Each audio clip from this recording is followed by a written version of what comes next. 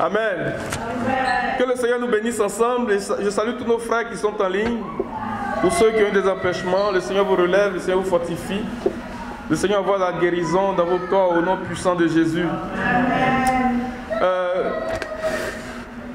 Je voudrais continuer ce matin dans la pensée du sujet que nous avions regardé la dernière fois, avant de passer à autre chose, dans ce thème qui est composé en réalité de trois grands sujets, donc de la parousia, de l'expiation et de la justice. Nous sommes en train de regarder le volet qui concerne la parousia, et la semaine dernière, nous avions parlé de la vision du Fils de l'homme. Et ce matin, nous voulons faire un peu de chemin sur ce sujet-là, de la vision du Fils de l'homme, avant de passer à autre chose. D'entrée de jeu, je voudrais dire ceci, en commentaire donc, sur le chapitre 24 de Matthieu, qui est le deuxième enseignement le plus long que le Seigneur a donné durant son ministère terrestre. Le premier, qui est appelé le sermon sur la montagne, qui en réalité révèle les principes sur lesquels le royaume est établi. Et ce deuxième enseignement qui couvre le chapitre 24 et 25 de Matthieu, qu'on retrouve aussi dans les autres évangiles, Marc 13 et Luc 21, est le deuxième enseignement le plus long, qui est comme l'encre d'interprétation de l'Apocalypse. C'est une grande clé que le Seigneur a donnée pour comprendre le livre de la Révélation, et qui parle donc des événements qui vont entourer la seconde venue du Seigneur. Le Seigneur, en donnant cet enseignement, la semaine dernière, nous avons compris clairement que le Seigneur est en train de raconter l'histoire d'une femme qui est enceinte. C'est pour ça qu'au verset 8, dans la version Semeur, ça apparaît clairement. Donc il dit que quand vous verrez donc la séduction, bien le mystère de l'iniquité, quand vous verrez les guerres, les pestes, les famines et toutes ces choses, il dit que ce sont les premières douleurs de l'enfantement. On ne peut pas parler de douleur de l'enfantement s'il n'y a pas une conception, s'il n'y a pas une grossesse qui est à terme. Autrement dit, c'est un enfant qui naît hors terme, bien qui est un avorton, comme on dit. Un enfant qui naît prématuré. Mais dans la conception normale, dans l'ordre normal des choses, c'est lorsque l'enfant est à terme, la grossesse est à terme, que les douleurs de l'accouchement commencent. Amen. Et ces douleurs-là, le Seigneur ne les précise pas. Il ne précise pas la durée de ces douleurs. Il dit seulement sur les premières douleurs de l'enfantement. Et nous savons que lorsqu'une femme est sur le point d'accoucher, ou bien quand l'enfant est à terme, le jour de l'accouchement, les douleurs s'intensifient au fur et à mesure que l'enfant est sur le point de naître. Amen. Comme ça, une petite anecdote. Hier, j'étais avec mon fils dans la voiture. Il participe à des compétitions de génie en herbe. Et puis, pendant qu'on faisait le chemin pour rentrer, il me pose une question de savoir comment est-ce qu'on appelle donc la dernière étape avant que l'enfant ne naisse. J'étais étonné de la question. Alors je lui demande, mais pourquoi tu me poses cette question? Et il a dit que l'un des sujets qui avait été comme l'objet des questions pour l'équipe adverse était l'accouchement. C'était le sujet. Et donc, parmi les questions qui étaient adressées à cette équipe-là, cette question qui m'adresse là était l'une des questions. Et la réponse était la délivrance. Donc la délivrance, c'est la dernière étape pour une femme qui est en travail avant que l'enfant ne naisse. Et là, c'est venu me chercher, voyez-vous. Parce que le Seigneur, il parle et puis il dit, quand ces choses commenceront à arriver, redressez-vous, relevez vos têtes. Le frère Amen vient de dire ce verset. Car votre délivrance est proche. Cela s'accorde avec l'ossature, si vous voulez, la structure du message du Seigneur lorsqu'il dit, ce sont les premières douleurs de l'accouchement. Donc pour dire qu'il y a réellement une femme qui est enceinte et qui va bientôt donner naissance à un enfant. Est-ce que vous comprenez? Donc c'est à cette femme-là, c'est à elle qu'il dit, quand ces choses vont commencer à arriver, redressez-vous, relevez vos têtes, car votre délivrance est proche. Donc la délivrance, dans le monde séculier, on le comprend comme la dernière étape avant que l'enfant ne naisse. Alléluia. On va d'abord lire le verset. Luc 21, verset 27, verset 28.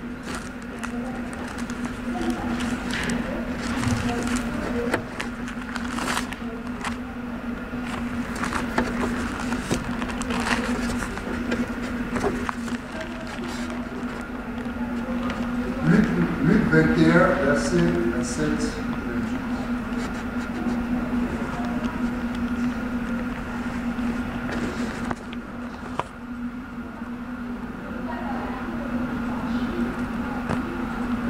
Je peux lire.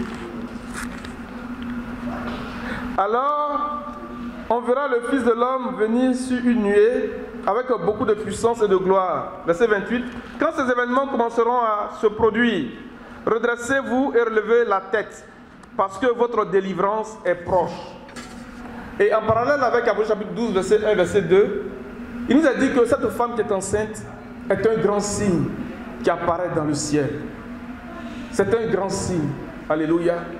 C'est un grand signe qui apparaît dans le ciel. Ce qui veut dire que derrière son enseignement, donc de Matthieu 24, Matthieu 25, il y a en filigrane, il y a en arrière-plan l'image d'une femme qui est enceinte, qui est en travail et qui représente un signe, un grand signe, pas n'importe quel signe, qui nous permet de comprendre un peu ce qui se passe au niveau du travail que le Seigneur fait dans l'Église. Parce qu'il s'agit d'un signe spirituel. Ce qui est spirituel peut être difficile quelquefois à comprendre ou à saisir. Mais le Seigneur va nous permettre de saisir certains événements dans notre vie, dans notre entourage, pour que nous réalisions qu'en réalité, derrière ces événements que nous voyons, il y a quelque chose de beaucoup plus grand. Amen. C'est pour ça que quand vous verrez ces choses, sachez que ce sont les premières douleurs de l'enfantement. Ça, c'est la première chose. Et donc ce signe est très important à considérer. Et l'autre chose que nous avions dite la semaine dernière, c'est un rapport avec la parole de 1 Thessaloniciens chapitre 4, à partir du verset 13. Lorsque l'apôtre Paul parle de la parousia du Seigneur, il dit, voici ce que nous disons d'après une parole du Seigneur. Le Seigneur lui-même a un signal donné. Vous voyez, à la voix d'un archange, au son de la trompette de Dieu. Et le mot trompette, bien écrit ici, c'est le même mot qui est traduit par teroua. Teroua qu'on retrouve donc dans Lévitique 23, à partir du verset 24, qui parle donc de la fête des trompettes. La réalité spirituelle bien prophétique de la fête des trompettes, c'est ce qui nous est révélé dans 1 Corinthiens 15. Lorsque l'apôtre Paul dit, nous ne mourrons pas tous, mais tous nous serons transformés. Nous serons transfigurés en un instant, en un clin d'œil. Donc au son de la dernière trompette. Et c'est la même pensée que le passage de Thessaloniciens. Alléluia. Mais si nous faisons attention à Matthieu 24, nous allons voir qu'au verset 14, le Seigneur dit quelque chose de vraiment précis. Il dit que même quand vous verrez ces choses, ce ne sera pas encore la fin. Mais il faut que cette bonne nouvelle du royaume soit prêchée à toutes les nations avant que la fin ne vienne. Cette expression, le royaume des cieux, le royaume de Dieu, dans le contexte dans lequel le Seigneur parlait, était quelque chose qui venait évoquer les prophéties de Daniel. Royaume des cieux, royaume de Dieu, que le Seigneur utilisait dans son enseignement, était une façon de réveiller l'esprit du peuple concernant les prophéties de Daniel. Parce que Daniel avait annoncé qu'un royaume devait venir et que ce royaume-là balayerait tous les royaumes qui se succéderaient sur toute la terre et qui s'établirait et qui remplirait toute la terre. Donc quand on parle de cette bonne nouvelle du royaume, ce n'est pas seulement l'évangile donc, qui a été annoncé en ce sens que les malades guérissaient et tout ça, ce n'est pas seulement ça. Mais c'est la bonne nouvelle donc, du royaume de Dieu qui devait venir s'établir, selon que Daniel l'avait annoncé. Ça, il faut se le garder à l'esprit. C'est pourquoi, au verset 15, vous voyez faire le lien. C'est pourquoi, lorsque vous verrez l'abomination de la désolation dont a parlé le prophète Daniel, donc ce qu'il dit au verset 15 de Matthieu 24 est directement relié au verset 14. C'est pour ça qu'il dit c'est pourquoi, c'est la raison pour laquelle. Faites attention à ce que Daniel a dit.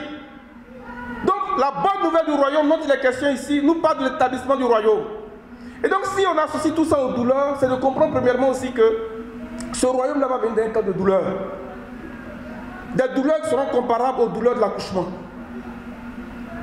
Et le verset 15 vient fixer un temps bien précis. Quand on se réfère aux prophéties de Daniel, et les prophéties de Daniel sont très importantes, si nous voulons comprendre ce sujet de la parousia, de l'avènement du Seigneur. Il cite Daniel. Vous dites que Daniel vous a annoncé qu'il y a un royaume qui va venir, non? Mais quand vous allez voir ces événements, faites attention. Que celui qui lit comprenne. Et il continue son développement parce qu'à partir du verset 15, on rentre dans une autre phase de douleur. Jusqu'au verset 21. Et là, il va dire que ce sont des douleurs telles que le monde n'a jamais connues. C'est une détresse telle que le monde n'a jamais connue. Le mot détresse là est traduit par tribulation. Donc il parle de la grande tribulation. En fait, Matthieu 24 est un condensé de ce qui nous est révélé dans l'Apocalypse. Est-ce que vous me suivez? Et au verset 29, il va dire aussitôt après ces jours de détresse. Alors, mais le verset 30 est lié aussi à ce qui se passe dans le verset 29. Il dit alors, après ça, alors on verra le signe du Fils de l'homme. On va y revenir. Alléluia. Que le Seigneur nous aide ce matin à comprendre ces choses. Avant de continuer, je voudrais nous rappeler que durant notre temps de consécration, le Seigneur nous a donné 2 paroles bien précises. On ne peut pas venir ici devant le peuple de Dieu et puis dire autre chose que ce que le Seigneur a dit. Quand le Seigneur donne une parole, c'est la direction qu'il veut que nous suivions. Et il a donné 2 messages bien précis. Premièrement, qui concerne le projet de Dieu. Le Seigneur veut que le projet de Dieu soit très clair dans notre esprit. Parce que de la compréhension de ce projet, de la connaissance de ce projet va dépendre notre dévotion. En ce sens que notre adoration, notre dévotion ne sera pas comme quelque chose de souillé ou d'impur. Regardez dans le tabernacle. Lorsque le sacrificateur rentrait, il se nourrissait des pains de la présence qui étaient en face du chandelier. Donc c'est dans la révélation de la parole de Dieu qu'il s'imprégnait. Avant d'aller à l'autel, donc dans des parfums. C'est ce qui nous est révélé, c'est conformément à la révélation que nous avons du Seigneur, que nous présentons notre adoration, que nous présentons notre culte, notre offrande au Seigneur. Donc le Seigneur nous donne une direction bien précise. Premièrement, son projet. Donc, duquel va sortir ou bien qui va déterminer notre adoration, notre dévotion. Et la deuxième chose, le Seigneur nous a fait comprendre que il va voir comme un tohu-bohu. Il va voir comme des événements qui vont bouleverser le monde. Et cela s'est traduit par une grande détonation, par un grand bruit.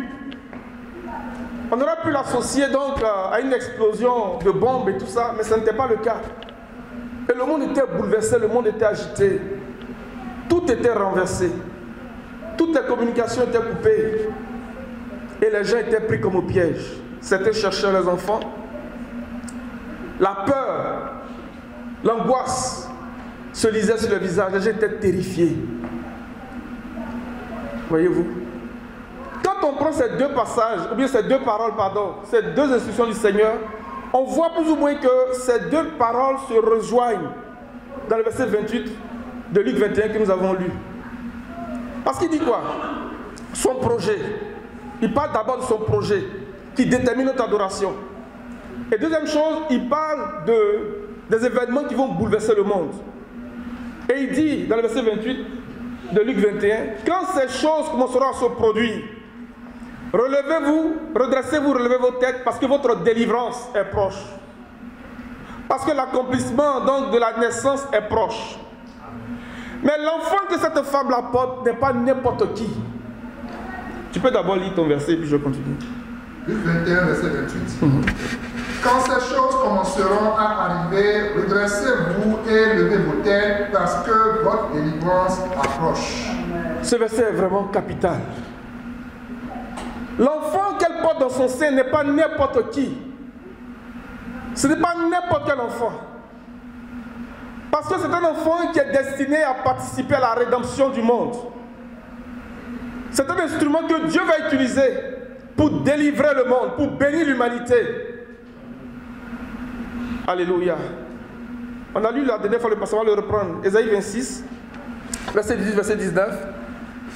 Et nous allons rappeler aussi un enseignement que Moïse a donné dans le psaume 90, en racontant un peu la création. Ésaïe 26, à partir du verset 17. 18. Nous avons conçu, nous avons éprouvé des douleurs, et quand nous enfantons, ce n'est que du vent. Le pays n'est pas sauvé et ses habitants ne sont pas nés. Nous avons conçu une grossesse. Et quand nous accouchons, ce n'est que du vent. Pourquoi c'est du vent? Parce que cela n'a pas participé. Cela n'a pas contribué au salut du pays, au salut du monde. Donc l'enfant qui va naître est un instrument que Dieu va utiliser donc pour bénir l'humanité. Il va contribuer, va participer donc au salut du monde. C'est ce que Ésaïe nous dit. Et regardez la suite du passage, verset 19. Que tes morts revivent, que mes cadavres se relèvent. Réveillez-vous et tressaillez de joie, habitants de la poussière. Car ta rosée est une rosée vivifiante et la terre redonnera le jour aux ombres. Il parle de la résurrection de façon très claire. Que l'enfant qui est dans notre sein, qui n'est rien d'autre que la vie de Dieu qui se développe en nous, qui n'est rien d'autre que le projet de Dieu qui est en train de se construire en nous, que cet enfant-là parvienne à sa pleine maturité, parvienne à la mesure de la stature parfaite de Christ. Que cet enfant ne soit pas chétif, qu'il ne soit pas prématuré, parce qu'il doit naître. Et il est un instrument que Dieu va utiliser pour réaliser cette prophétie donc d'Ésaïe. On pourrait se demander, mais à quel moment nous avons conçu? Mais c'est simple. Regardez ce que l'ange dit à Marie. Je ne connais point d'homme. Comment cela se fera-t-il? Comment cela se fera-t-il? Le Seigneur va répondre pour dire, la puissance de Dieu te couvrira de son ombre. Et le Saint-Esprit viendra sur toi. C'est pourquoi le Saint-Enfant qui naîtra de toi sera appelé Fils du Dieu très haut. Lorsque nous recevons l'Esprit, par l'expérience de la Pentecôte, il y a une action puissante de l'Esprit qui se fait en nous. Il y a la vie de Dieu qui nous est communiquée, qui nous est transférée. Et cette vie de Dieu qui est en nous là, est appelée à se développer jusqu'à manifester pleinement la nature divine. C'est comme ça que nous avons conçu la grossesse. Donc si vous ne savez pas, bien si vous n'avez pas idée que vous avez une grossesse, vous avez un enfant qui est en vous, c'est ce que l'ange a dit à Marie. La puissance de Dieu te couvrira de son ombre. Et le Saint-Esprit viendra sur toi. C'est pour ça que l'expérience des fêtes n'est pas des choses en option. Il faut expérimenter la Pâque. Il faut expérimenter la fête des semaines, la Pentecôte. La puissance de Dieu nous couvre de son ombre. Le Saint-Esprit qui vient sur nous là, ce n'est pas pour faire joli. Ce n'est pas une mode de parler en langue. C'est pour une œuvre. Pour que tu conçoives cette grossesse. Pour que l'enfant soit conçu en toi. Mais il faut que cet enfant, que la vie de Dieu qui est en toi se développe. Qu'il croisse dans les mesures de croissance. On parle de l'unité de la foi, de la connaissance du Fils de Dieu, de la maturité de l'adulte, de la mesure de la stature parfaite de Christ. Il faut qu'il se développe. Alléluia. On va lire ce passage-là. Éphésiens 4, verset 13, dans la version Semeur, si tu l'as.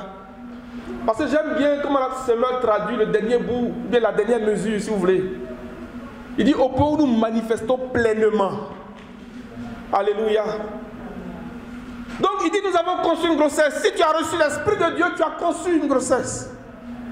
Mais est-ce que cet enfant grandit? Parce qu'on a connu des grossesses où les enfants ont des retards de croissance. Je le dis par expérience moi-même. Et c'était vraiment difficile. Quand un enfant a un retard de croissance dans le sein de sa mère, c'est horrible. Il peut avoir des défauts de développement, des malformations. Nous avons conçu une grossesse. Tu vas le lire. Ainsi, nous parviendrons tous ensemble à l'unité dans la foi et dans la connaissance du Fils de Dieu, à l'état d'adulte, à un stade où se manifeste toute la plénitude qui nous vient du Christ. À un stade où se manifeste toute la plénitude qui nous vient du Christ. Oh, l'enfant que nous portons, il parvient à cette étape-là, à cette mesure-là. Ça ne sera pas du vent, l'enfant qui va sortir. Parce que la création attend cet enfant.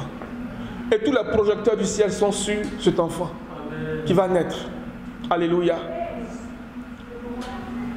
Et partant de là, je voudrais prendre un angle ce matin. J'ai deux pensées, donc pour compléter ce sujet qu'on a commencé la dernière fois.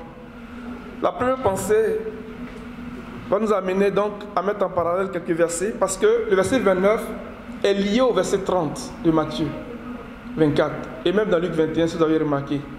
Le alors est lié au verset qui le précède, dans ce contexte de bouleversement, dans ce contexte difficile. Il dit, après ce temps de détresse, c'est après ça qu'on verra. Amen. Donc, on va lire le verset 29 seulement de Matthieu 24. On va le mettre en parallèle avec Apocalypse 6, verset 12 au verset 17.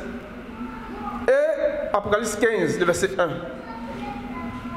C'est une image qui va nous permettre de dégager quelques vérités ce matin pour que nous puissions nous appliquer à ces choses dans notre dévotion. D'abord Matthieu 24, verset 29. Oui, s'il te plaît. Aussitôt après ces jours de détresse, le soleil s'obscurcira, la lune ne donnera plus sa lumière, les étoiles tomberont du ciel et les puissances des cieux seront ébranlées. Merci. Apocalypse 6, verset 12 au verset 17.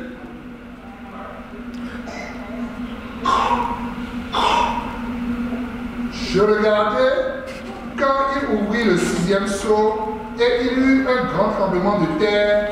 Le soleil devint noir comme un sac de crin, la lune entière devint comme du sang, et les étoiles du ciel tombaient sur la terre comme lorsqu'un figuier secoué par un vent violent jette ses figues vertes. Le ciel se retira comme un livre qu'on roule, et toutes les montagnes et les îles furent remuées de leur place. Les rois de la terre, les grands, les chefs militaires, les riches, les puissants, tous les esclaves et les hommes libres se cachèrent dans les cavernes et dans les rochers des montagnes. Et il disait aux montagnes et aux rochers, tombez sur nous et cachez-nous devant la face de celui qui est assis sur le trône et devant la colère de l'agneau. Oui, oui. Car le grand jour de sa colère est venu, et qui peut subsister? Amen. Ces deux versets en parallèle font ressortir l'idée que nous rentrons dans le grand jour de la colère de Dieu. Et même si nous mettons en parallèle avec Ésaïe 13, verset 10, Ésaïe 34, verset 4, on nous parle du temps de la colère de Dieu, bien du jour de la colère de Dieu. On ne va pas le développer parce que ce n'est pas ça mon propos ce matin. Avant d'aller plus loin, remarquons qu'il y a un lien très étroit entre l'enseignement du Seigneur dans Matthieu 24, en tout cas dans cet enseignement prophétique, et puis la façon dont les sceaux sont rompus. C'est le Seigneur qui brise les sceaux. Amen. Ça, c'est clair. C'est le Seigneur qui brise les sceaux. Ça veut dire quoi? Ça veut dire que c'est lui qui contrôle les événements. Est-ce que nous comprenons? C'est lorsque les sceaux sont brisés que des événements sont annoncés. Personne ne fut trouvé digne d'ouvrir le livre, de le regarder ni d'en rompre les sceaux. Donc tant que lui n'a pas brisé, il ne peut rien se faire, il ne peut rien y avoir. En disant que c'est le Seigneur qui brise les sceaux, ce que je vais dire ce matin, c'est de nous faire comprendre que c'est le Seigneur qui contrôle les événements. Et c'est lui qui a déterminé le temps de chaque événement, les limites de chaque événement. Et à travers les sceaux qui sont rompus, il y a un certain nombre d'événements qui sont annoncés. Et on voit le parallèle avec Matthieu 24. L'autre chose que je vais dire par rapport aux sceaux, c'est que dans Luc 21, à un moment donné, quand vous lisez, le Seigneur dit que ce sera des jours de vengeance jusqu'à l'accomplissement de tout ce qui est écrit. Matthieu, l'évangile de Matthieu est un évangile très puissant. Parce que l'évangile de Matthieu va faire la connexion entre le passé et le présent et l'avenir.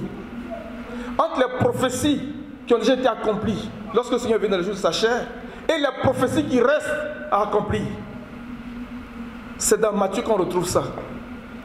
Et dans cet enseignement, il dit que ce sera un jour de vengeance jusqu'à l'accomplissement de tout ce qui est écrit. Mais qu'est-ce qui reste à accomplir et qui est écrit que nous ne savons pas? C'est à travers l'ouverture des sceaux qu'on retrouve les prophéties qui sont à accomplir, qui vont être accomplies. Est-ce que vous suivez? C'est pour ça que nous disons que c'est le Seigneur qui contrôle les événements. dans l'exécution des prophéties, lorsqu'il ouvre les sceaux, les prophéties dont il a parlé qui vont s'accomplir, nous voyons leur accomplissement. Amen. Maintenant, on va lire Apocalypse 15 avant de revenir sur le dernier bout du verset 17, donc du chapitre 6 d'Apocalypse.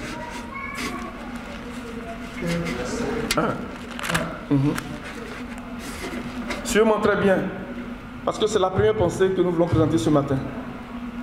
Puis je vis dans le ciel un autre signe grand et admirable. 7 anges qui tenaient les 7 fléaux, les derniers, car par eux s'accomplit la colère de Dieu. Il dit, il a vu un autre signe grand et admirable, extraordinaire dans le ciel. 7 anges, donc qui tenaient 7 fléaux, les derniers, car par eux s'accomplit la colère de Dieu. Mais dans le verset 17 du chapitre 6 d'Apocalypse, ils ont dit, car le grand jour de ta colère est venu, qui peut subsister? Mais ici on nous dit que la colère de Dieu là s'accomplit par une catégorie de personnes. La colère de Dieu s'accomplit par une catégorie de personnes. Et la colère de Dieu, telle qu'elle est présentée dans les versets que nous avons lus dans le chapitre 6, qui rejoignent Matthieu 24, verset 29, s'accomplissent aussi par une catégorie de personnes. Alors la question, qui sont ceux qui accomplissent cette colère de Dieu? Parce que le chapitre 15 dit que les derniers fléaux vont s'accomplir donc par ce grand signe et admirable, par ces 7 anges. Mais ici, qui sont ceux qui font ça? Parce qu'on n'en est pas encore là. Qui sont ceux qui font ça, selon vous? Il y a un instrument que le Seigneur utilise pour exécuter sa colère. Et ceux qui exécutent cette colère du Seigneur, selon qu'il est présenté dans le verset 17 ici, du chapitre 6 de l'Apocalypse, c'est ce grand signe-là, ce premier grand signe qui apparaît dans le ciel. Ce sont eux. On va s'expliquer. Alléluia. Quand on revient dans Matthieu 24, verset 29, on va reprendre le verset. Est-ce que ça va? Amen. Matthieu 24, verset 29. Aussitôt, après ces jours de détresse, le soleil s'obscurcira, la lune ne donnera plus sa lumière, les étoiles tomberont du ciel et les puissances des cieux seront ébranlées. Amen. Ce passage-là traduit l'idée que le Seigneur va couvrir le ciel, si vous voulez, va voiler le ciel. Nous avons dit la dernière fois que le Seigneur a placé des luminaires dans l'étendue du ciel pour éclairer la terre, n'est-ce pas? Pour présider au jour et à la nuit, pour gouverner la terre. À un moment donné, le Seigneur dit qu'il va couvrir le ciel. En fait, le Seigneur rappelle une parole qui a été libérée dans Ézéchiel 32, à partir du verset 7. Il dit, quand je vais faire ça, il faudrait que vous compreniez que je suis en train de juger quelqu'un. Ézéchiel 32, à partir du verset 7.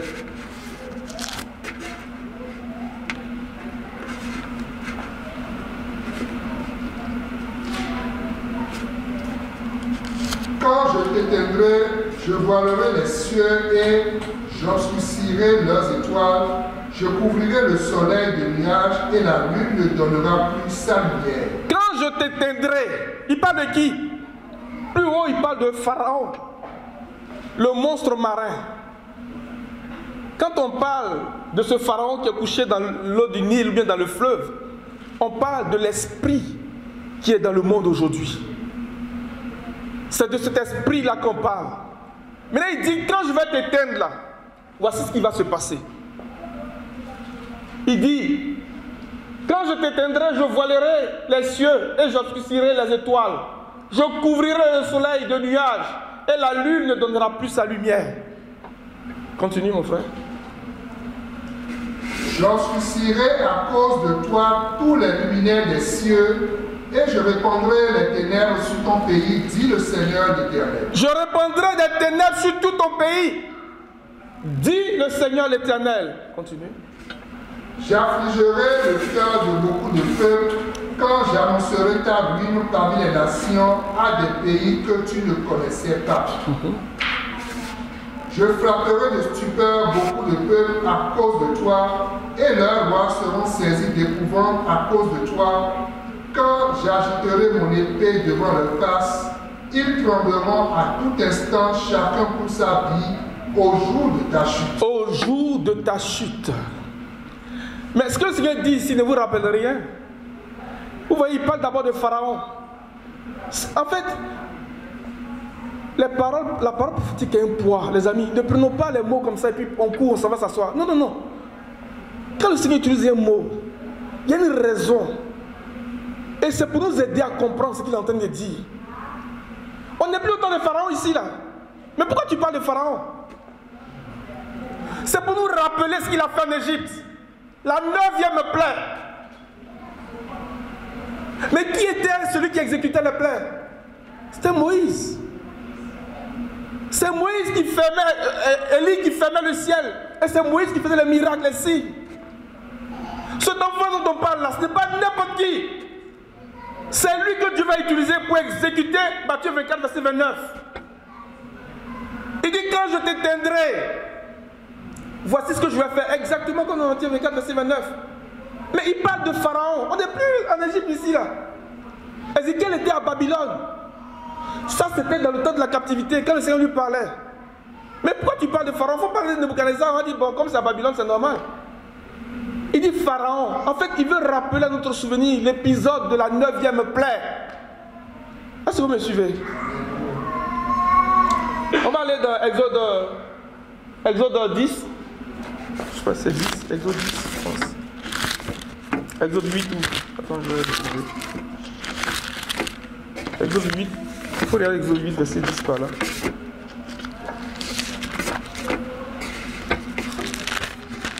C'est 10? 10, hein? Ouais. Exode 10, ça va dire verset 8. Merci. Merci, mon frère. Faisons attention à la parole prophétique. Les mots ont un poids. Les mots, comme il est dit dans Matthieu 5, verset 17, il dit que aucun trait de la lettre, aucun iota ne disparaîtra avant que tout ne soit accompli. Le mot iota, c'est comme. Donc, les mots renferment la puissance de Dieu. C'est pour ça qu'il dit qu'aucune de tes paroles n'est vide de puissance. Comme, keren, force, puissance. Donc, quand le Seigneur utilise un mot, faisons attention. Il va éteindre qui? Pharaon. Mais on n'est pas en Égypte, on est à Babylone. Pourquoi tu parles de Pharaon? Et puis, moi, ça dit, ah, ok, donc le Seigneur veut nous rappeler quelque chose qui s'est passé en Égypte. Au temps des plaies. Et qu'est-ce qui s'est passé? C'était la 9e plaie.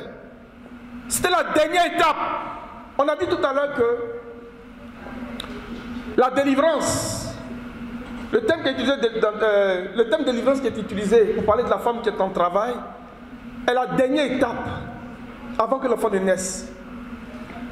Cette plaie-là, c'était la 9e plaie. Avant que le Seigneur ne dise à Moïse, maintenant tu vas voir ce que je vais faire à Pharaon. Il va vous laisser partir. La rédemption d'Israël, la rédemption du peuple de Dieu. Parce que lorsqu'il envoie Moïse, il dit, va dire à Pharaon de laisser partir mon fils, mon premier-né, laisse-le partir. Si tu ne le laisses pas, tu vas voir où. Il n'écoutait pas. Pharaon endurcissait son cœur. Jusqu'à un moment donné, ce n'est plus lui-même qui endurcissait son cœur, c'est Dieu lui-même qui endurcissait le cœur de Pharaon. Là, il venait d'atteindre le point de non-retour pour faire éclater la gloire de Dieu. Vous connaissez l'histoire. Donc nous sommes à la 9e plaie ici. À partir du verset 8, frère, tu vas lire avec une force pour qu'on comprenne. On fit revenir vers Pharaon, Moïse et Aaron. Allez, leur dit-il, servez l'Éternel votre Dieu. Qui sont ceux qui iront? Moïse répondit, nous irons avec nos enfants et nos vieillards, avec nos fils et nos filles, avec nos brebis. Excuse-moi, c'est pas le verset 8, c'est pas le verset 21 dans ma version ici. Pas du verset 10 à partir du verset 21. Oui. Parce que c'est la 9e plaie. L'Éternel dit à Moïse, étends ta main vers le ciel et qu'il y ait des ténèbres sur le pays d'Égypte et que l'on puisse les toucher. Qu'il y ait des ténèbres, quand le ciel est obscurci, c'est quoi qui se passe? Parce qu'il a dit, j'ai donné les luminaires pour éclairer la terre. Donc si lui-même il vient voiler les luminaires, il vient cacher la lumière, qu'est-ce qui se passe? Ce sont les ténèbres. Mais il dit, quand tu vas voir ça là, c'est que je te précipite, c'est ta chute. Alléluia.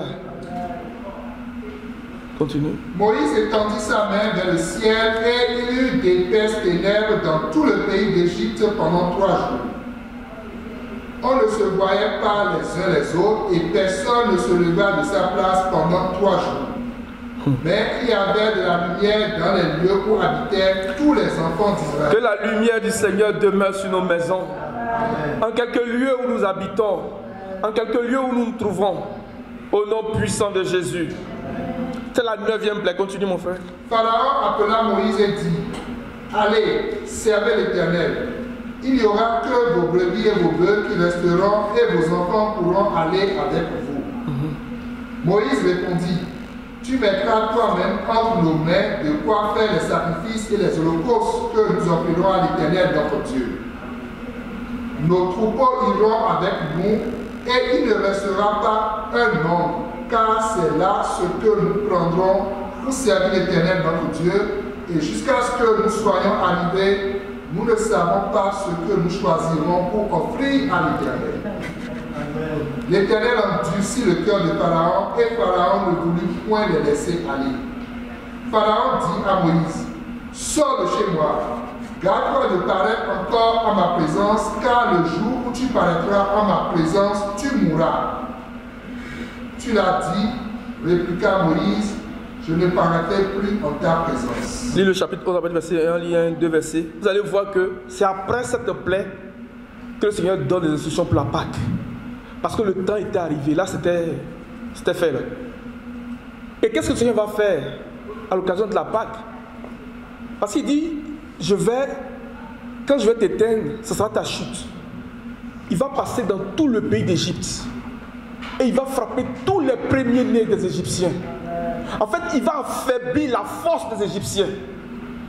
Quand on prend ces choses, et puis on commence à regarder Apocalypse 6, qu'on a lu tout à l'heure, quand ils disent aux collines, aux montagnes, aux rochers tombés sur nous, les rochers, les montagnes sont les forteresses, sont les choses sur lesquelles les gens s'appuient. Donc on parle des systèmes financiers, on parle des organisations qui apportent de l'aide, dans lesquelles les gens mettent leur confiance. De la même façon que le Seigneur est passé dans le pays d'Égypte, et il a frappé tous les premiers-nés. Le premier-né, ce n'est pas n'importe qui. S'il vous plaît. Le premier-né de quelqu'un, ce n'est pas n'importe qui. Même dans la chair, on peut le voir. Le premier-né, ce n'est pas n'importe qui. Jacob a tellement dit, il est impétueux comme les eaux. Il est supérieur en dignité, en force. Il est le prémisse de la vigueur d'une personne. Mais il dit que l'Égypte, dans le psaume 78, il dit que c'était le pays de Cham. Alléluia. Et il a frappé tous les premiers-nés des Égyptiens. Il a affaibli l'Égypte. Et Pharaon a fait appeler Moïse. Il a dit, allez-y. Il était affaibli. Ils disent aux montagnes, aux rochers, aux collines tombées sur nous. Dans ce temps-là, le Seigneur va affaiblir tout ce qui fait leur orgueil, leur force. C'est comme leur premier-né. C'est comme leur force, leur vigueur, là. Leur puissance. Leurs âmes, ils brandissent et ils font le malin. Là. Il va affaiblir tout ça. Il dit, quand je t'éteindrai, je voilerai le ciel.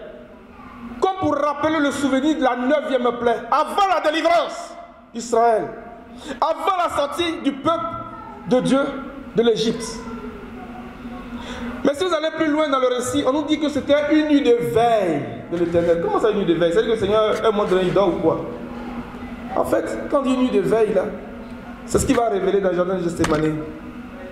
Il priait dans son angoisse. Il venait trouver les apôtres en train de dormir. Il dit, mais vous n'avez pas pu prier avec moi une seule heure. Vous dormez. Pourquoi? Parce que c'était la nuit de la trahison, la nuit de la Pâque. Pour nous rappeler que dans ce temps, le Seigneur cherche un peuple qui veille. Quand on parle de la dernière étape pour la délivrance, le Seigneur veut un peuple qui veille.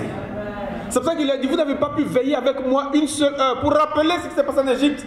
C'était une nuit de veille de l'Éternel. Alléluia. Tu vas lire un peu et puis on va progresser rapidement. Chapitre 11, Exode 11.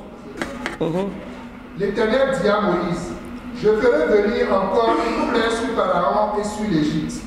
Après cela, il vous laissera partir d'ici. Après cela, la 10e plaie, après la 10e plaie, vous serez délivrés. L'enfant va naître. Amen. En fait, lorsque le peuple est sorti, c'était la naissance. C'est pour ça qu'ils avaient dit, est-ce qu'un peuple, une nation peut naître en un seul jour? C'était la naissance du peuple d'Israël. Et lorsqu'ils arrivent à Sinaï, le Seigneur leur donne leur acte fondateur, la loi. C'est leur identité. C'est leur acte fondateur. Donc il leur dit, souviens-toi de l'Éternel ton Dieu qui t'a fait sortir du pays d'Égypte. Exactement comme l'a dit Abraham. Souviens-toi que c'est moi qui t'ai fait sortir de Ur en Chaldéo. Donc ce que tu demandes là, il faut être ce que je vais te donner. Souviens-toi, c'est la même parole. Souviens-toi que c'est moi qui t'ai fait sortir du pays d'Égypte. Alléluia. On va lire 1 Roi 18.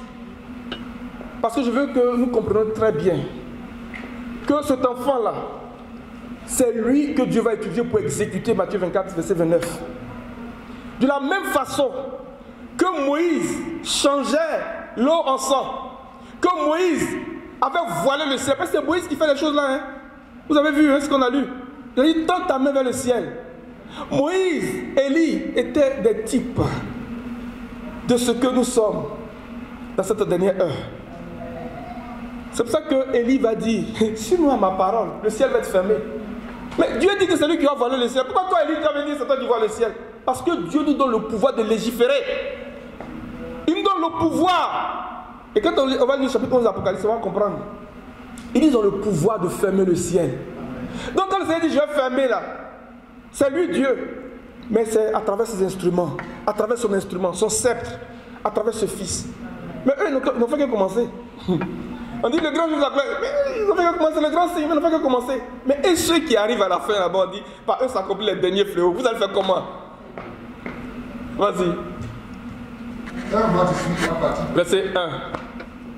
C'est 17, pardon, 17. 1 Roi 17.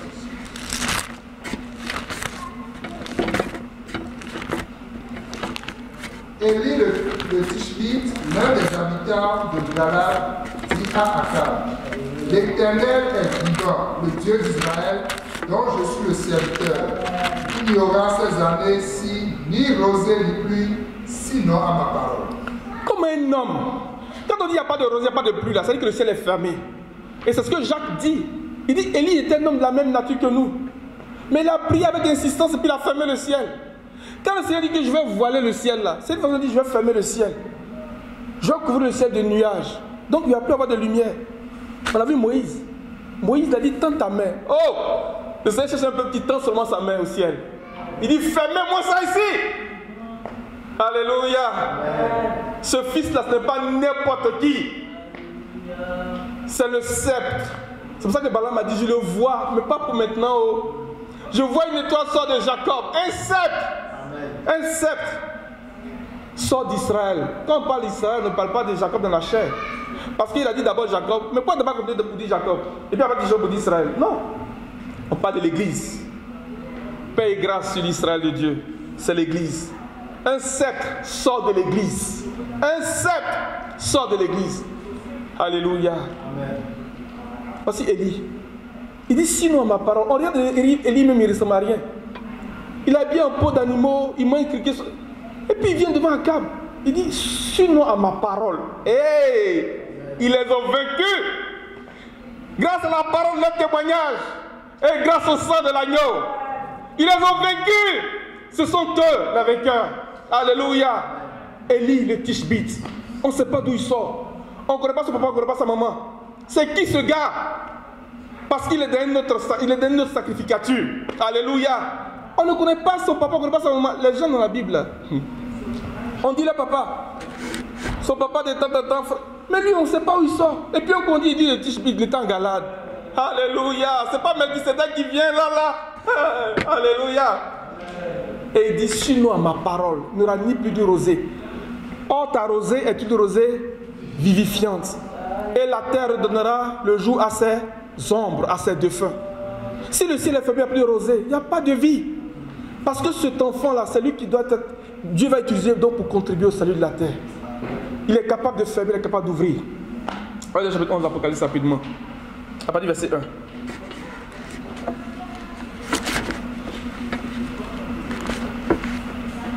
me donna un roseau semblable à une berge en disant, lève-toi et mesure le temple de Dieu, l'autel et ceux qui y adorent. Mais le parvis extérieur du temple, laisse-le en dehors et ne le mesure pas, car il a été donné aux nations et elles fouleront au pied la ville sainte pendant 42 mois. Je donnerai à mes 2 témoins le pouvoir de prophétiser revêtus de sac pendant 1260 jours. Ce sont les 2 oliviers et les 2 chandeliers qui se tiennent devant le Seigneur de la terre. Si quelqu'un veut leur faire du mal, du feu sort de leur bouche et dévore leur ennemi. Et si quelqu'un veut leur faire du mal, il faut qu'il soit tué de cette manière. Verset 6. Ils ont le pouvoir de fermer le ciel afin qu'il ne tombe point de pluie pendant les jours de leur prophétie. Et ils ont le pouvoir de changer les eaux en sang et de frapper la terre de toute espèce de plaie. Regardez bien. Fois qu'ils le voudront. De toute espèce de plaie, de toute espèce de fléau, dans ma version ici. Les amis, la parole prophétique, c'est un pouvoir. C'est une puissance que Dieu nous a donnée. Il dit, durant tout le temps de leur prophétie, c'est un corps de prophète. Cet enfant-là, c'est un corps de prophète. Ils ont le pouvoir de fermer le ciel, de voiler le ciel. Ils ont le pouvoir de changer les eaux en sang, d'appeler les ténèbres sur le pays de la bête. C'est eux. C'est pour ça que ce n'est pas n'importe qui. Quand je dis que quand vous allez voir ça là, réjouissez-vous, redressez-vous. Parce que votre rédemption est proche. Alors, le signe du Fils de l'homme paraîtra dans le ciel. Le grand jour de sa colère est venu. Qui pourra subsister? Et l'autre là-bas dit un autre grand signe et admirable, extraordinaire. 7 anges qui tenaient 7 coupes, les fléaux, les derniers. Ce n'est pas eux que ça accomplit. Quand on dit ça accomplit, ça dit qui termine, on va dire. Les fléaux ont commencé, mais à un moment donné, le Seigneur va amener ça à son accomplissement. Ce n'est pas eux. Mais maintenant, si les gens ont commencé ici, ils ne sont même pas encore devenus grands signes admirables. C'est le même signe qui sera pour devenir grand et admirable. Mais dans le début, les restes qu'ils font, il y a les dégâts qu'ils font. En fait, le point ici, c'est pour rejoindre la parole du Seigneur dans Luc 21, verset 36. Il dit que veillez et priez afin d'avoir la force. La prière est un élément clé ici, qui caractérise cet enfant-là. Pourquoi? On a vu Élie. C'est Jacques qui vient nous dire que Élie a prié d'abord, avant de venir fermer le ciel. Moïse a passé 40 ans dans le désert, le lieu de l'éducation, de l'enseignement. À un moment donné, la Bible dit qu'il allait au-delà du désert. Mais le désert là, c'est une maison bien, on va aller au-delà, c'est comment? Il allait au-delà du désert, jusqu'au jour où il rencontre le Seigneur, il fait l'expérience du baptême de l'Esprit, comprenez l'image. Le Seigneur dit maintenant, va, je te donne 2 signes, vas-y, pour libérer mon peuple. Alléluia. Le Seigneur cherche un corps de veilleurs, un corps d'intercesseurs, des hommes qui prient et qui sont capables de fermer le ciel, qui sont capables de prendre des décrets. Il dit, je bâtirai mon église et les portes de l'enfer ne prévaudront point contre elle. Je te donne les clés du royaume. Ce que tu liras sur la terre aura été lié au ciel. Ce que tu délieras sur la terre aura été délié au ciel. Mais toi, tu nous as dit que c'est le ciel qui bénit la terre. Comment quelqu'un qui est ici, il est capable d'influencer les activités du ciel? Par la prière. Par la prière, nous pouvons prendre des décrets. Nous légiférons par la prière. La prière est puissante, les amis. La prière fervente du juste est puissante. Tu es capable d'influencer le ciel. Tu es capable de prendre des décrets, de renverser des situations par la prière. Comme Élie, comme Moïse. Et c'est une caractéristique donc de ce fils-là, de cet enfant-là. C'est pour ça que le Seigneur parle de ce grand signe. Il est très important. Et si vous regardez au verset 5 donc de Apocalypse chapitre 12, on dit, elle a donné naissance à ce fils-là. C'est lui qui va paître toutes les nations. Et il va paître toutes les nations en citant le psaume 2, verset 9. Je vais introduire le deuxième bout pour qu'on ait un temps de prière. Alléluia. Si on revient dans Matthieu 24, verset 30, je vais juste introduire aujourd'hui et on va prier. Je ne sais pas si Mémel, tu es en forme ou bien Alain. Préparez-vous. On va avoir un temps de prière. Que le Seigneur nous donne une onction de prière, les amis. Que le Seigneur nous aide. Les amis, il dit, vous n'avez pas pu veiller une seule heure. Oh, il vient, les pieds sont en train de dormir. Le sommeil est trop doux dans les yeux. Le Fils de l'homme est livré entre les mains des pécheurs. Et puis vous dormez maintenant. Vous mangez, vous dormez. Oh, Moïse nous a dit que c'était une nuit de veille de l'Éternel. Une nuit de veille. Vous n'avez pas pu veiller une seule heure. Vous dormez maintenant. Vous vous rassasiez. Vas-y mon frère. Alors le signe du Fils de l'homme paraîtra dans le ciel. Toutes les tribus de la terre se lamenteront et elles verront le Fils de l'homme venant sur les nuées du ciel avec puissance et une grande gloire. Amen. Ça c'est le deuxième point qui dit que alors elles verront le Fils de l'homme venant sur les nuées du ciel avec beaucoup de puissance et une grande gloire. Je vais l'amener à travers une image pour introduire ce sujet-là. Et puis à d'autres occasions, si le Seigneur fait grâce, on pourra revenir là-dessus. On va prendre Zacharie 9, verset 9, qu'on retrouve dans Matthieu 21, verset 5, verset 6 et dans Jean 12, verset 13. Zacharie a eu une vision. Comment le Seigneur rentra à Jérusalem dans le contexte de la Pâque. Donc dans l'accomplissement de la 69e semaine de Daniel. Zacharie a vu ça. Il dit, oh, voici ton roi qui vient à toi.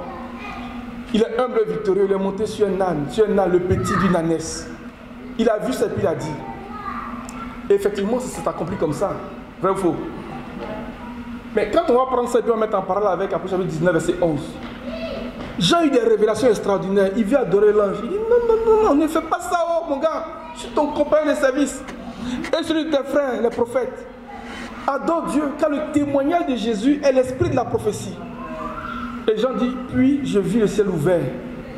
Et j'ai vu quelqu'un sur un cheval blanc. Et derrière lui, des nuées. Vous voyez, il est rentré lors de sa première venue sur un âne. À sa seconde venue, Jean nous dit qu'il vient sur un cheval blanc. Et il décrit cet homme. Alléluia. C'est le témoignage de Jésus-Christ. Il le décrit. C'est une prophétie extraordinaire, les amis. Ça va nous aider à comprendre Matthieu, le dernier bout de Matthieu 24, verset 30. On va les lire en parallèle. Et regardez bien les deux images. D'un côté, âne. Et d'un côté, cheval. C'est pas la même chose, hein. Parce qu'il venait en tant que le Messie souffrant. Mais l'autre côté, il vient en tant que roi pour régner, pour gouverner, pour paître. Alléluia. C'est pas la même chose. Vas-y. Zacharie 9, verset 9. Sois transporté d'allégresse, fille de Sion. Sois transporté d'allégresse. Le maître a pour le cantique. Rejoice. On va chanter ça. On va se réjouir, les amis. Alléluia. Vas-y. Pousse des cris de joie, fille de Jérusalem. Voici ton roi vient à toi, il est juste et victorieux, il est humble et monté sur... Il est humble. Il s'est rendu obéissant jusqu'à la mort, même la mort de la croix, dans son humilité. Oh, dans son humilité, la justice lui a été refusée. On n'a rien trouvé chez lui, ils m'ont dit non, faites-le mourir. Il est humble. Il est humble comme un agneau, doux comme un agneau, mais quand il vient comme lion. C'est le même qui est agneau, mais aussi le même qui est lion. Quand il vient, on dit ses vêtements sont trempés de sang. Tu viens d'où, mon ami? Il revient du carnage. D'après Jacob, tu reviens du carnage, mon fils. Vas-y. Sur un âne, le petit d'une ânesse. Vous voyez comment il est rentré à Jérusalem? Il est rentré sur un âne, le petit d'une ânesse. Et il y a eu un cortège. Tout ça, c'est prophétique, on n'a pas le temps. Des gens qui ont coupé des branches de palmier. Les branches de palmier, c'est ce qu'on appelle le loulav en hébreu. C'est l'une des composantes du bouquet, donc de ce qu'ils prenaient pour faire la fête des tentes. C'est très important. Et il les mettait sur le chemin. Le Seigneur est rentré comme un roi triomphant qui revient de la guerre en fait. Mais il était sur un âne, dans son humilité. Si vous commencez à regarder ce verset de près, vous allez voir que âne 3 fois là, ce n'est pas la même signification, hein? N'a pas la même valeur numérique. D'abord dit âne, petit dit ânesse. Mais enfant de chien, c'est chien. Est-ce que enfant de chien, il s'assoit différemment de son papa? Enfant de chien, c'est chien. Donc, comme je dis, âne 3 fois. Quand le Seigneur dit des choses comme ça, il faut faire comme Joseph. Il dit, si le Seigneur montre ça, c'est qu'il y a quelque chose. Il faut aller chercher. Qu'est-ce qu'il veut dire par âne? Une seule fois âne, ça ne suffit pas? Il dit âne. Alléluia. Maintenant, on va lire Apocalypse chapitre 19, verset 11. Il y a à partir du verset 10. Non, à partir du verset 9 même d'abord. Parce que ce que Jean reçoit là, c'est vraiment puissant. Parce que Il dit le témoignage de Jésus-Christ, c'est l'esprit de la prophétie. En fait, il dit le témoignage, dans notre version on dit l'esprit qui inspirait les prophètes là. C'est ça que le témoignage de Jésus-Christ. Le Seigneur dit, je vais vous donner un paraclet. Le paraclet, c'est, vous voyez les compétitions des aveugles. Celui qui est à côté de lui qui les aide à faire les compétitions là. Il dit, je vous donne le paraclet. Lui là, quand il va venir là, il va vous enseigner toutes choses, il va vous conduire dans toute la vérité. Il ne parlera pas de lui-même, mais il parlera de moi. Il rendra témoignage de moi. Il me glorifiera. Il ne va pas venir devant les gens pour dire, moi. Non, non, non. C'est Christ seul. Vous voyez? Donc Jean dit, ah, il faut m'adorer. Hein? Voici celui que tu dois adorer. Le témoignage de Jésus-Christ. Et si vous regardez tel que c'est présenté, c'est glorieux. Tu vas le lire.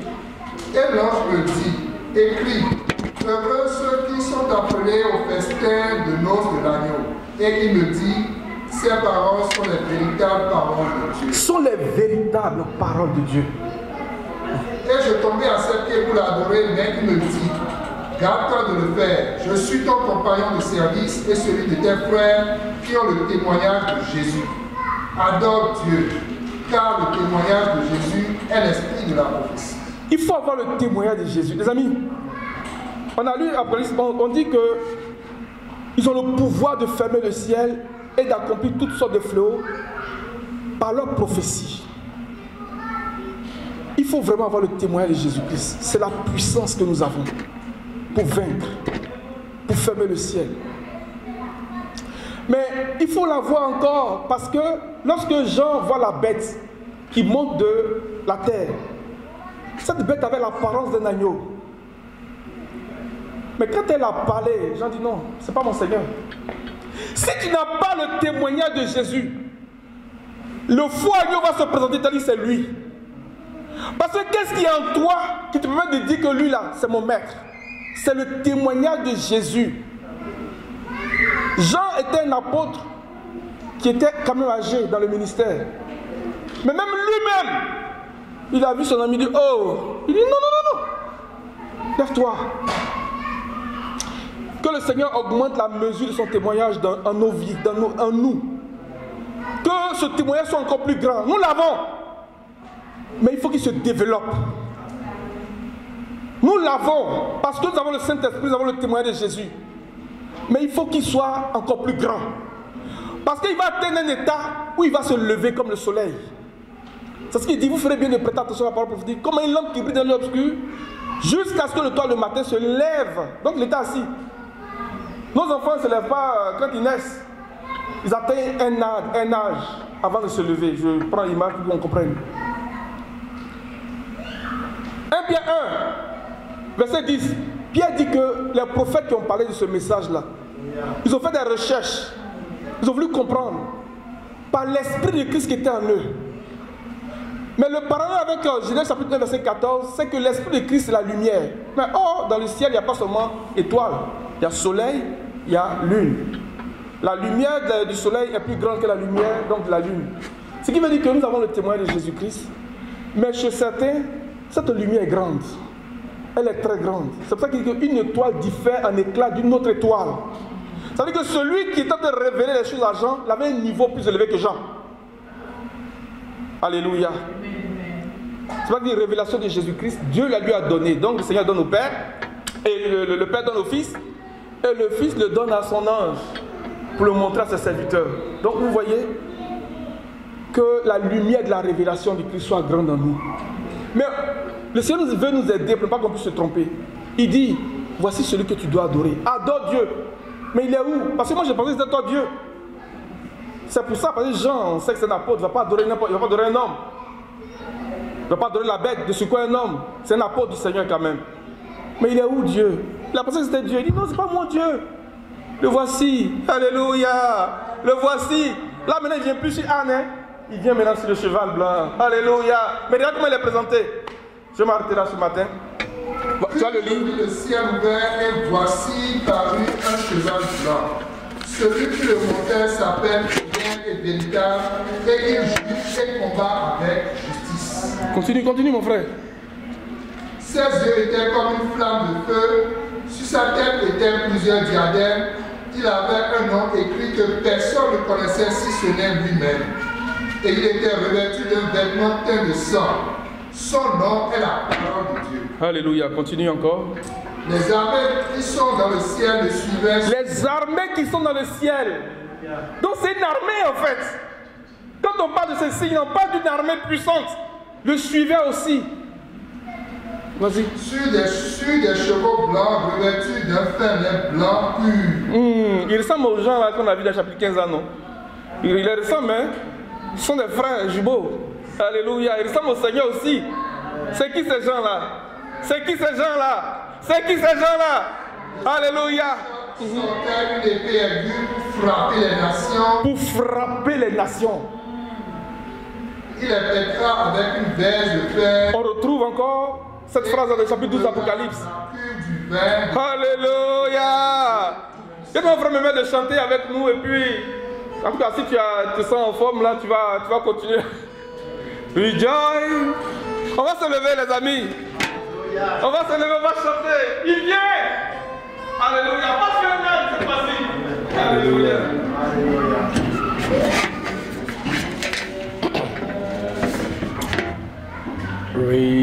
Rejoice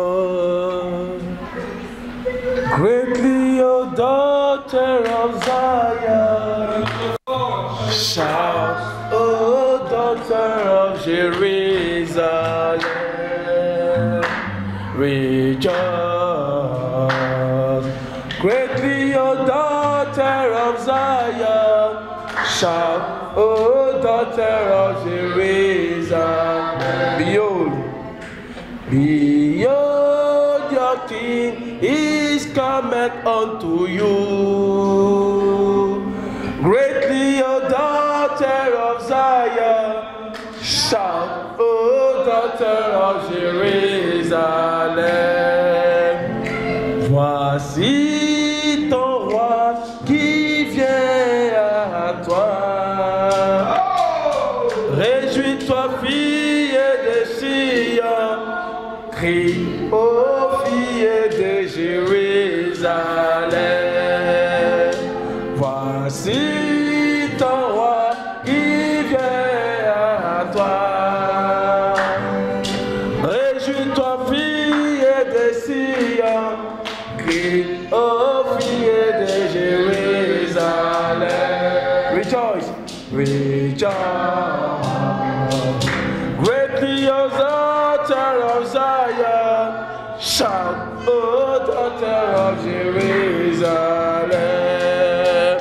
Rejoice.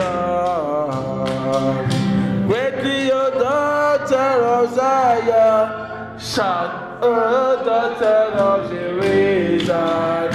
Behold, behold, your King is coming unto you. Greatly, O daughter of Zion, shout, O daughter of Jerusalem. Je vais faire la prière. Alléluia. Alléluia. Alléluia. Oh, gloire à toi, Jésus. Alléluia. Alléluia. Nous allons répondre à la parole du Seigneur. La parole est venue avec une force, avec une puissance, avec une vie. Et nous allons dire au Seigneur, nous voulons saisir ta parole. Nous voulons saisir ta parole. Nous voulons saisir ta parole. Nous voulons voir, nous voulons comprendre. Nous voulons être ce peuple-là qui ferme le ciel. Nous voulons être ce peuple-là qui ébranle les cieux. Nous voulons être ce peuple-là qui prend des décrets. Mes amis, vous voyez les 4 prophètes.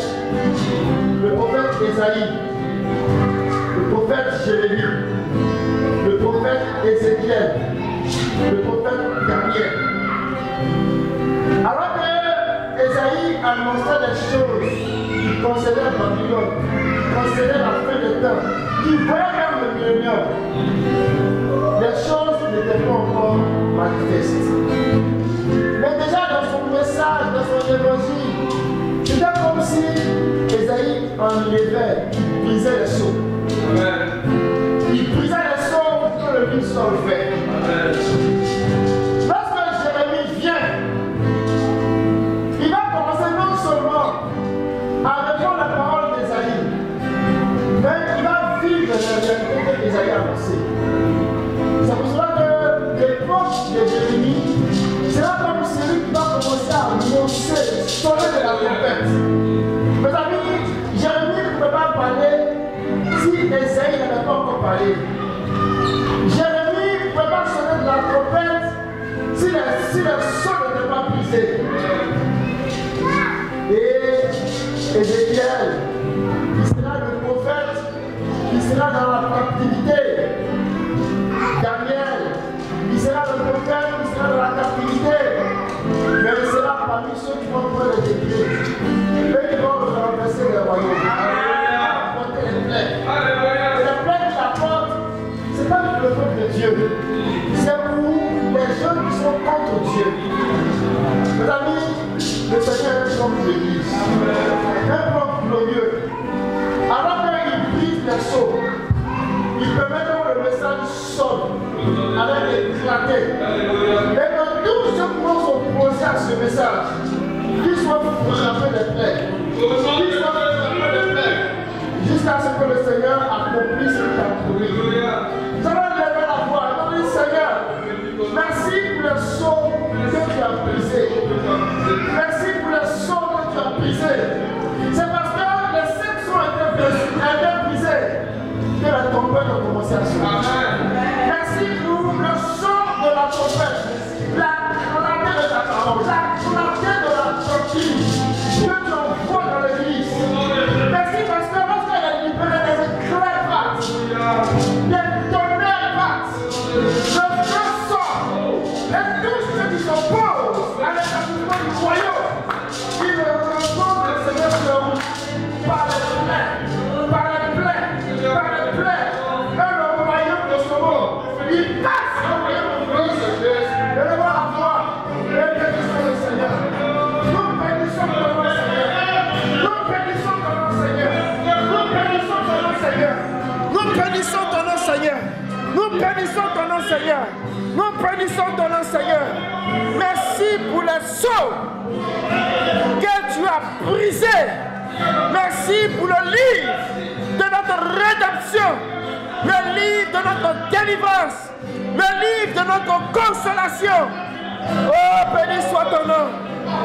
Béni soit ton nom, Seigneur. Béni soit ton nom, Seigneur. Béni soit ton nom, Seigneur. Béni soit ton nom, Seigneur. Tu envoies ta parole. Tu envoies le son de ta parole. Tu libères ta parole. Tu libères la parole. La trompette sonne. Alléluia. Alléluia. Alléluia. Alléluia. Et les éclats battent. Et les éclats battent du ciel. Nous verrouillons le ciel des ténèbres. Nous verrouillons le ciel de Pharaon. Nous verrouillons le ciel du royaume des ténèbres. Nous les jetons dans les ténèbres. Ils ne peuvent même pas se voir l'un à l'autre. Ils ne peuvent pas se voir. Le ciel de ce monde est troublé. Le ciel de ce monde est frappé. Au nom de Jésus, nous éprenons le ciel de Pharaon. Nous éprenons le ciel de Babylone. Nous éprenons le ciel de Babylone. Nous éprenons le ciel de Babylone. Nous éprenons le ciel de Babylone. Alléluia. Nous couvrons la ténèbres. Nous couvrons la ténèbres. Nous couvrons la ténèbres. Nous couvrons la ténèbres. Nous frappons le royaume des ténèbres. Nous frappons le royaume des ténèbres. Au nom de Jésus. Alléluia. Alléluia. Alléluia. Alléluia. Oh, béni soit ton nom, Seigneur. Béni soit ton nom, Seigneur. Parce que tu donnes à l'Église de s'élever, de s'élever, de s'élever, de se lever comme une étoile puissante, comme l'étoile du matin, comme l'étoile du matin, comme l'étoile du matin. Elle donne de sa lumière. Elle donne de sa lumière. Elle donne de sa lumière. Elle donne de sa lumière. Au nom de Jésus. Alléluia. Nous allons prier. Nous allons dire, Seigneur, donne-nous la force. Parce que ce temps-là, le temps de la délivrance est une nuit de veille. Alléluia. Le temps de la délivrance est une nuit de veille. Une nuit de veille de l'Éternel. Le temps de la délivrance est une nuit de veille. Nous allons dire, Seigneur, éveille-nous. Que nos yeux soient éveillés. Que nos yeux soient éveillés. Incandescents, brûlants. Que nos yeux soient éveillés. Que nos yeux parcourent le ciel, parcourent tout autour. Que nous ne devons point sommeil à nos yeux. Que nous puissions veiller dans la prière, dans le jeûne. Que nous puissions veiller. Parce que c'est la nuit de la délivrance. C'est notre Pâques. C'est notre affranchissement. C'est notre délivrance. Alléluia. Élevons la voix et réclamons cela au Seigneur. La force pour veiller. La force pour veiller. Béni soit ton nom, Seigneur. Ah, merci, Seigneur. C'est la nuit de veille. C'est la nuit de délivrance. C'est la nuit de veille. C'est la nuit de délivrance. Éveille ton peuple, Seigneur. Éveille ton peuple. Éveille ton peuple. Éveille ton peuple. Éveille ton peuple. Éveille ton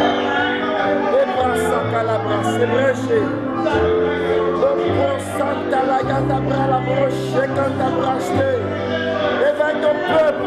Éveille ton peuple. Éveille ton peuple. Éveille ton peuple. Éveille ton peuple. Éveille ton peuple, Seigneur. Que le sommeil s'éloigne de nous. Que l'assouplissement s'éloigne de nous. Oh, que nos yeux soient bonne santé. Que nos yeux soient bonne santé. Que la parole prophétique, oh, soit notre Dieu manifeste au milieu de nous. Soit établi avec force et puissance parmi nous. Alléluia. Accorde-nous ta grâce. C'est une nuit de veille. C'est une nuit de veille. C'est une nuit de veille. C'est une nuit de veille. C'est une nuit de veille. C'est une nuit de veille. C'est une nuit de veille. C'est une nuit de veille. Alléluia. Oh, gloire à ton nom. Gloire à ton nom. Gloire à ton nom. Gloire à ton nom. Gloire à ton nom. Merci Jésus. Alléluia. Alléluia. Alléluia. Alléluia. Alléluia. Alléluia. Alléluia. Oh, merci Jésus. Alléluia. Merci Seigneur. Éveille-nous Seigneur. Éveille-nous Seigneur. Éveille-nous Seigneur. Éveille ton peuple. Éveille les familles. Éveille les vies. Éveille chacun de nous. Qu'une force se lève dans ton peuple Seigneur. Qu'une force se lève. Qu'une force se lève. Qu'une force se lève. Qu'une force se lève. Qu'une force se lève. Alléluia. Alléluia. Alléluia. Alléluia. Merci Jésus. Alléluia. Oh, gloire à toi Seigneur. Alléluia. On va prendre le dernier sujet de prière. Mes amis, alors que les cieux sont ébranlés, ce n'est pas les cieux de l'église. Parce qu'il y a plusieurs cieux. Quand le thème cieux est utilisé, ça parle des entités, des puissances qui sont en autorité, qui sont en position d'autorité. Et particulièrement du royaume des ténèbres. Les gouvernants, les hommes, les chefs religieux, les chefs des dénominations, le Seigneur va ébranler ces cieux-là. Mais alors que ces cieux commencent à s'ébranler et que les ténèbres de ces cieux-là sont dans la nuit noire, le signe du Fils de l'homme, lui il apparaît. Et il apparaît dans le ciel. Il apparaît dans le ciel de l'église. Et il commence à s'élever jusqu'à ce que la lumière atteint son niveau le plus élevé, son éclat le plus élevé. C'est que ça veut dire pour nous. Il y a un mouvement spirituel. Ce n'est pas une dénomination. Ce n'est pas un club d'amis. Mais partout sur toute la terre habitée, il va commencer à s'élever comme une corde. On va dire, mais ceux-là qui ils sont? C'est un peuple qui s'élève. Ils sont puissants. C'est un mouvement spirituel puissant que Dieu suscite pour fermer l'âge de l'église. Et il se lève. C'est le signe du Fils de l'homme. Alors qu'il se lève, il devient un grand signe. Un grand signe. Mais parce qu'il s'en va pour devenir l'instrument que Dieu va utiliser pour soumettre le monde à venir, il devient un grand signe et admirable. Que tu le veuilles ou pas, tu vas l'admirer. On dit que c'est en ce moment-là, il sera admiré dans ses seins. Il sera admirable. Le signe sera admirable. Parce qu'il sera d'une beauté parfaite. Il sera admirable. Le signe sera admirable. Il sera admirable. C'est seulement ceux qui l'ont pressé. Ils vont témoigner que le signe est admirable. C'est pour cela, mes amis, nous suivons son étoile. Nous voulons suivre son étoile. Nous voulons suivre son étoile. Nous voulons suivre son étoile. Et nous voulons l'adorer. Alléluia. Alléluia. Alléluia. Alléluia. Alléluia. Alléluia. Adorons celui qui vient. Adorons celui qui vient. Adorons celui qui vient. Adorons celui qui vient. Adorons celui qui vient. Gardons les yeux fixés sur lui. La brassata la canta brache. Et de beau c'est bien dit. Béni soit ton nom, Seigneur. Béni soit ton nom, grand roi. Béni soit ton nom, Dieu élevé. Béni soit ton nom, Dieu véritable. Béni soit ton nom, Seigneur. Alléluia. Alléluia. Alléluia. Dieu redoutable. Dieu redoutable, nous nous prosternons. Dieu redoutable, nous nous prosternons. Dieu redoutable, nous nous prosternons. Dieu redoutable, nous nous prosternons. Reçois la gloire. Reçois la gloire. Reçois les honneurs. Reçois les insignes de la majesté. Reçois les insignes de la majesté. Reçois les insignes de la majesté. Reçois la gloire, Seigneur. Alléluia. Merci, Seigneur. Merci pour la pluie de grâce. Merci pour la pluie de l'Esprit. Merci pour la pluie que tu donnes à ton peuple ce matin. Merci, Jésus. Merci, Jésus. Alléluia. Au nom de Jésus. Au nom de Jésus. Alléluia. Merci, Seigneur. Alléluia. Gloire à ton nom. Alléluia. Alléluia. Alléluia. Rama Shakala Brosti. Esatakala Mayande Brosti. Sata Yede Bresanta Shakala Briende de Kerebo Shabiande. Era Sata Takala Brosti. Alléluia. Bravo, c'est le Kerebo.